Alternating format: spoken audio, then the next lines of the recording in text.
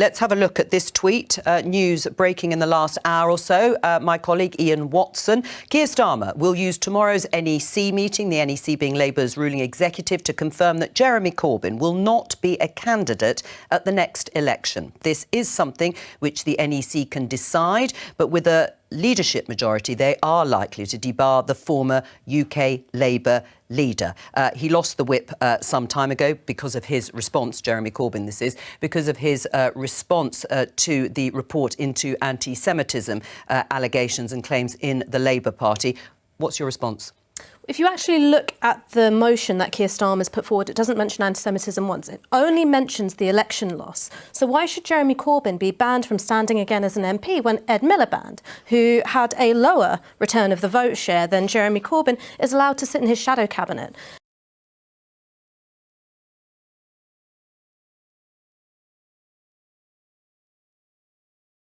Stuff like this is what makes people mistrust MPs. They talk about fairness publicly, but then what they try and get away with behind closed doors, well, it's all about factionalism and political opportunism. Siobahn?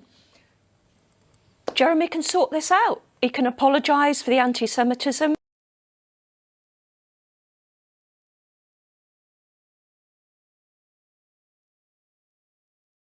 He can acknowledge that the Human Rights Commission was right and this wouldn't happen. But it doesn't mention anti-Semitism. He is belligerently belittling and demoting the amount of anti-Semitism that went on in the Labour Party. But then why doesn't it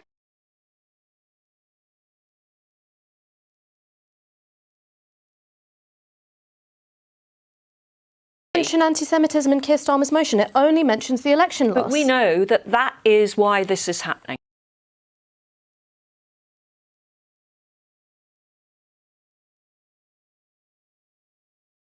But then why doesn't it say it in the motion? If we all know it, why isn't it in the motion? It was, of course, the reason he lost the whip, wasn't it? That was why he lost the Labour Party whip in the first place. And this is going a stage further, just to explain to viewers. But yes, Siobahn.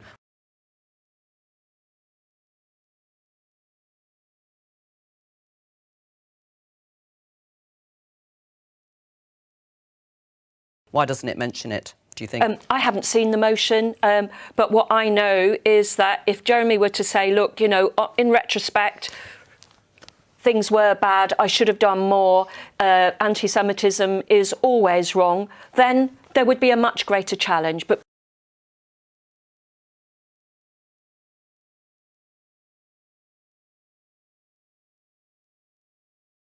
because of Jeremy's own position and own words, he's got himself into this position. Should he apologise? If he apologised, the likelihood is he certainly would have got the whip back. The thing is, I don't think that an apology on that matter will do it because they've cited a different issue that in this motion. But should he apologise anyway? I mean, process apart, should he apologise? I think that he has apologised, and I think that he can do so again. I think there was a form of words which was agreed. He has apologised. Hang on.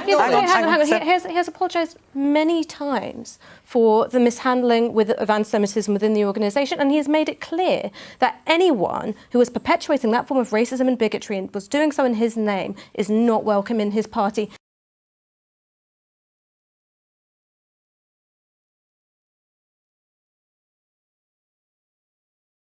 Now, if it was about anti-Semitism, and this is the point I'm making, it would be mentioned in the motion. Well, ultimately, the reason why they haven't is because they've tried to create a different pretext. But let's just forget the history. I'm absolutely not. I watched my friend Joan Ryan turn up at her constituency meeting for a no-confidence motion with Iranian state TV filming it from the front row. It was bedlam. What was going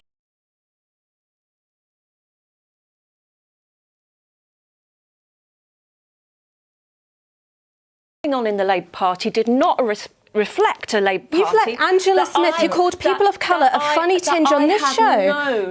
I've been a member of the Labour Party since I was 16 years of age. That period of Jeremy Corbyn's leadership presented a Labour Party to me with views that I had never, ever heard before. I'm sorry.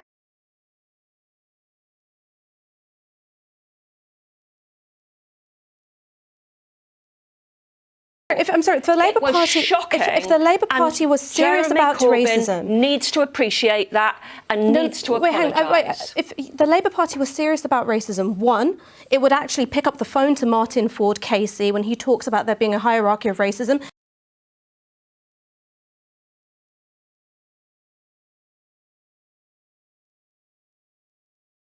It would deal with the mistreatment of black and Asian councillors and black and Asian MPs.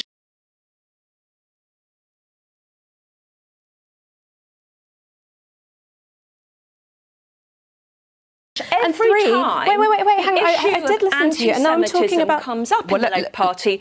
We try and move the goalposts. We talk this about isn't something goalposts. else. This we is not, don't deal with Siobahn, this is the issue. Finish your point. I'm talking as a woman of colour who's been on the left for a long time. And I was actually sitting in a seat just like this when Angela Smith turned to me and referred to people of colour as having a funny tinge. It was right here on the show. She's back in the party. How's that for zero tolerance?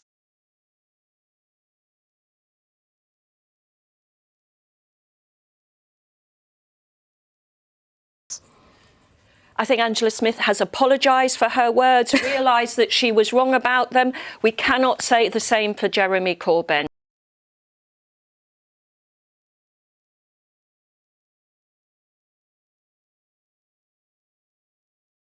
And he presided over a period in the Labour Party which brought shame to us, and I feel ashamed of it to this day. And Martin Ford?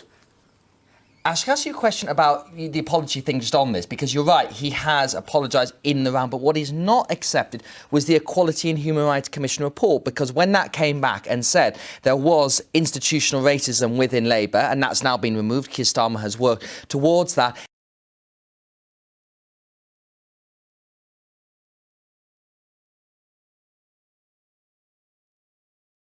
If Jeremy Corbyn had apologised for that report and accepted that report, I do not think he would be suspended. Why did he not accept that?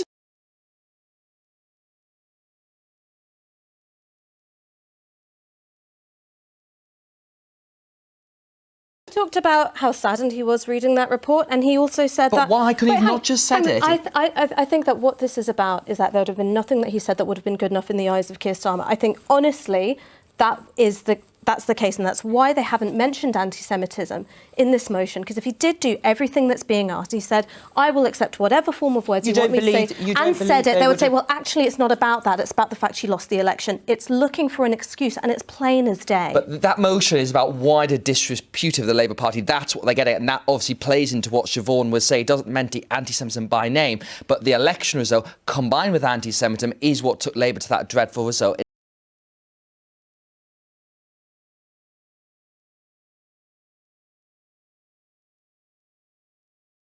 But if it doesn't mention anti-Semitism in the motion, I don't think you can consider these two together, particularly when Ed Miliband, who lost an election, is in the shadow cabinet. Well, moving away from the process, do you think Jeremy Corbyn should stand as an independent? I think that he's someone who could do well as an independent. Like other successful independents before him, he's particularly well liked in his constituency. Everyone agrees he's a very good constituency MP.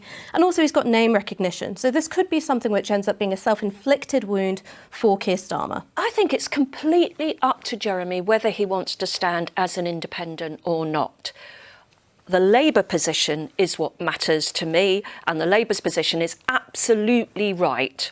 Do you think it will be divisive, though, Seb, in terms of keeping him out of the Labour Party and refusing to let him stand as a Labour candidate? Well, this has come to this point over several years. We've not just come to this suddenly because of this point. The Equality and Human Rights report, which was absolutely damning, came out several years ago.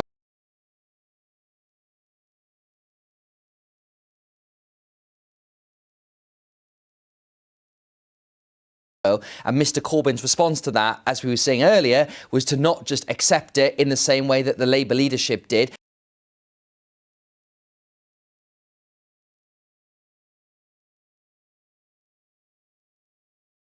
There were a lot of efforts, Ash, between the whipping team, the chief whip and Jeremy Corbyn to try and broker some kind of compromise. But Mr Corbyn has consistently failed to accept the findings of that report and accept what was found.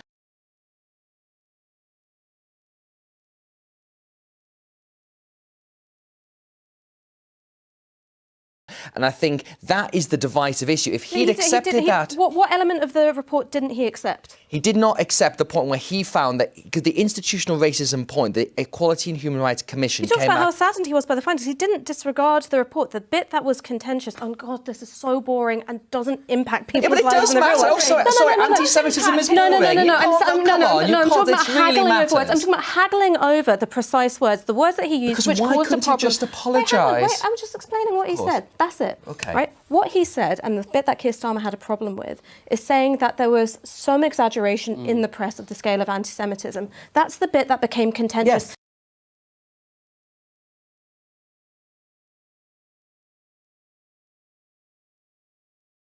Yes. He didn't disregard the findings. He didn't refuse to accept the findings. That's the part that was contentious. Now, you might disagree with that, as is your right, and you can say that should be a dividing line. Again, it's your right to say so. But to sit here and say he didn't apologise, oh, well, he did apologise, but he didn't accept the findings. Oh, well, he did accept the findings, but he didn't use this precise turn of phrase. That shows you how the goalposts are moving.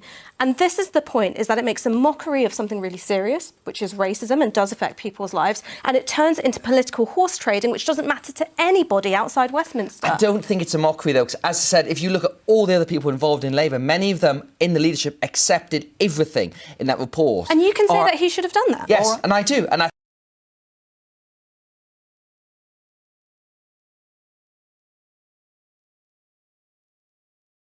think if that had happened, we wouldn't have been in this situation. And, of course, we'll find out exactly what happens after that NEC meeting tomorrow.